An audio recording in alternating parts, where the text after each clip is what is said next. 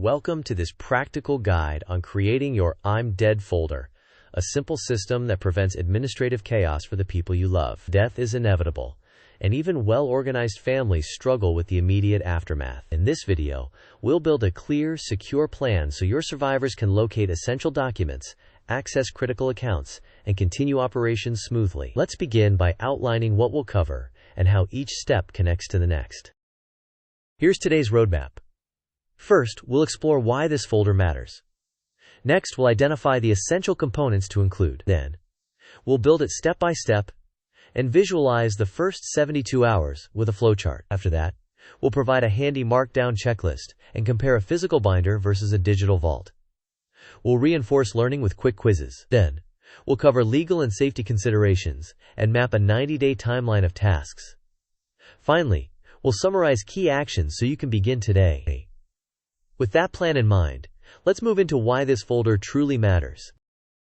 This folder matters because it removes uncertainty at the worst possible time. It reduces panic by centralizing what survivors need to know and do. It supports financial continuity by enabling access to cash and keeping bills paid. It also promotes legal readiness because core documents like the will and powers of attorney are immediately available. Furthermore, it ensures digital access through a secure password manager, and it preserves household operations with instructions for utilities, vehicles, and maintenance. With the why established, let's transition into the exact contents you should include. Let's unpack the 5 essential components. First, legal and identity documents. At a minimum, include the original signed will, the last 5 years of tax returns, real estate deeds, vehicle titles, marriage certificates, passports, and Social Security information. These documents accelerate legal processes and reduce time spent searching.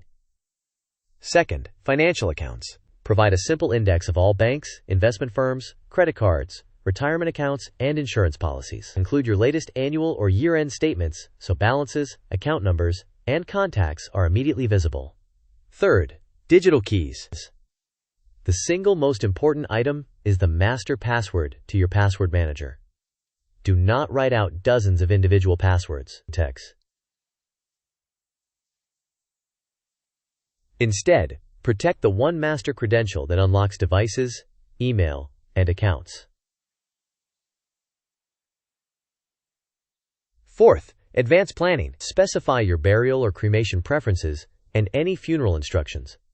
Appoint a durable power of attorney and a healthcare proxy. In addition, consider adding your power of attorney as a secondary signer on one readily available cash account now, strictly to cover urgent expenses while probate proceeds. This is sensitive and should be done carefully and legally. Fifth, household operations. Document utility accounts, how and when bills are paid, maintenance schedules for the home and vehicles, and any unique procedures you handle. Having covered what belongs inside, let's shift into a clear, step-by-step build process. Now let's build your system step by step. First, decide your container. Use a fireproof binder or safe, and, if possible, mirror key items in an encrypted digital vault. Second, create an asset index that lists institutions, account types, policy numbers, and key contacts. Third, set up a password manager. Enable its emergency access or trusted contacts feature, and place only the master password in your folder. Fourth, gather legal documents, including your will, power of attorney, healthcare proxy, deeds, titles, and the last 5 years of tax returns. Fifth, designate one cash account for urgent expenses and consider adding your power of attorney as a secondary signer. Document your reasoning and any constraints. Sixth, write your household handbook with utility providers, bill schedules, subscriptions, maintenance routines, car instructions, and any safe locations. Seventh, add final wishes, such as burial or cremation preferences, funeral notes, organ donation choices, and obituary preferences. Eighth, secure storage. Place originals in a fireproof safe and maintain digital, encrypted backups. Ninth, communicate access to at least one relative and one trusted friend, specifying location and instructions. 10th, test and review. Run a short drill to ensure everything is findable, and revise quarterly or after major changes. With the build complete, let's visualize the first 72 hours after a death with a simple flowchart. This diagram illustrates the first 72 hours. After notification, locate the folder, retrieve the master password, and unlock essential devices and email. Next, use the password manager to access accounts and open the designated emergency cash account to cover immediate expenses like funeral deposits and utilities. Then, contact the estate attorney or representative, notify the employer and insurance carrier if applicable, and secure the home and vehicles. In parallel, request multiple death certificates and begin the probate intake process. Optional branches include arranging pet care or support for minor dependents. Now that you can see the flow, let's capture a quick markdown checklist you can copy immediately. Here is a copy and paste checklist using Markdown. It includes legal documents, the account index, insurance policies with recent statements, and the password manager master password only. It also covers final wishes, the household handbook, and the emergency cash account. Under storage and security, choose a fireproof safe or binder and maintain an encrypted digital backup. Plan for quarterly reviews and tests. Finally, in the communication section, notify at least one relative and one trusted friend of the folder's location and how to access it. With the checklist in hand, let's compare a physical binder with a digital vault to help you choose your primary container. This table summarizes each category and the specific items to include. Under legal and identity, include primary documents and 5 years of tax returns. For financial accounts, capture the index, institutions, policy numbers, and annual statements. Insurance should list policies, beneficiaries, and claim contacts. Digital keys refers to the password manager's master password and emergency access configuration.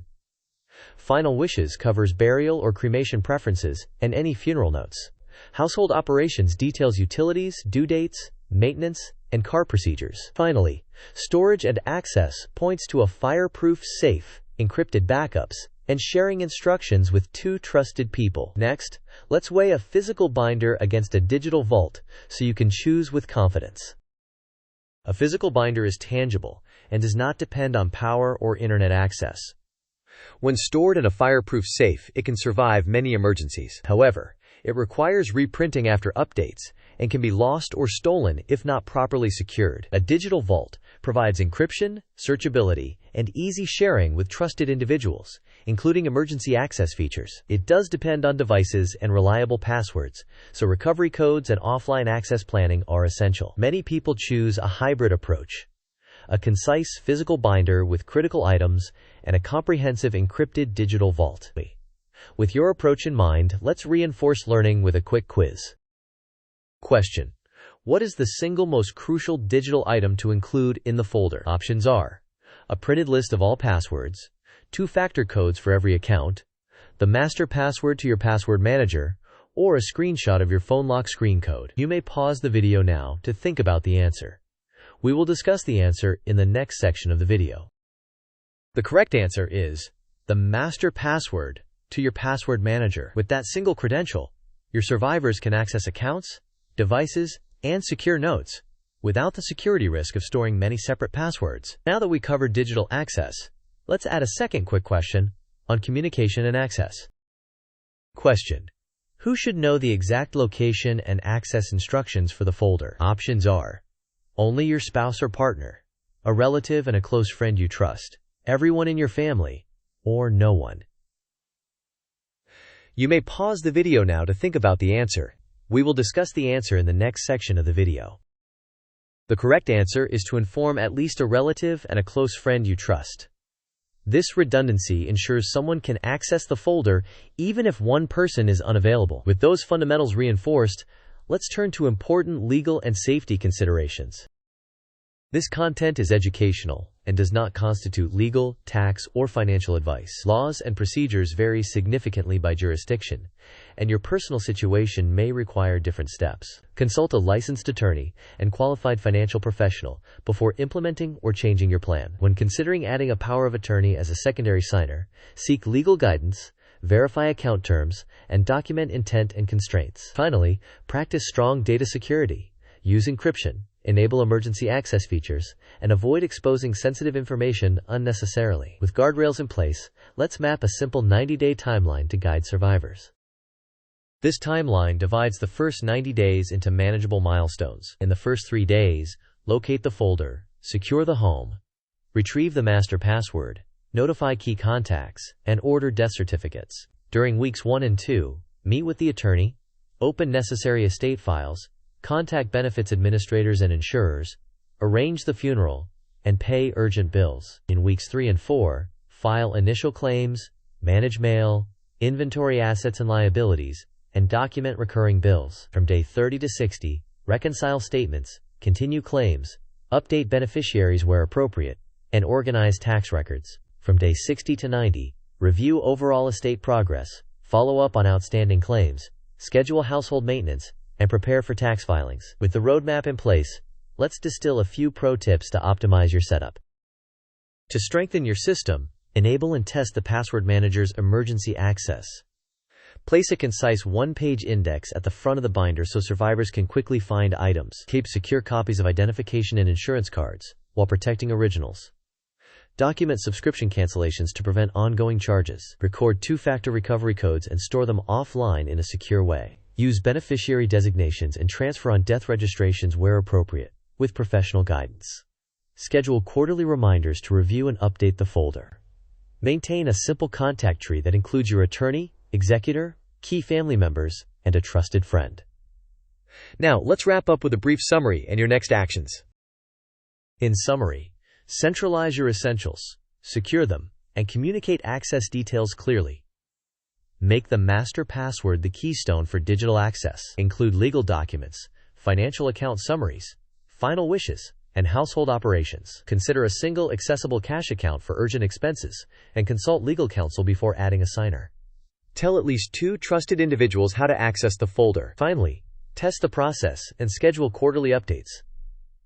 As a final step, let's close with a quick thank you and a call to action so more families can benefit. Thank you for watching. If this guide helped you prepare for difficult moments, please like, share, and subscribe so others can build their own systems. In the comments, share your questions and any additional tips or checklists that worked for you. Your input can make this process even easier for someone else.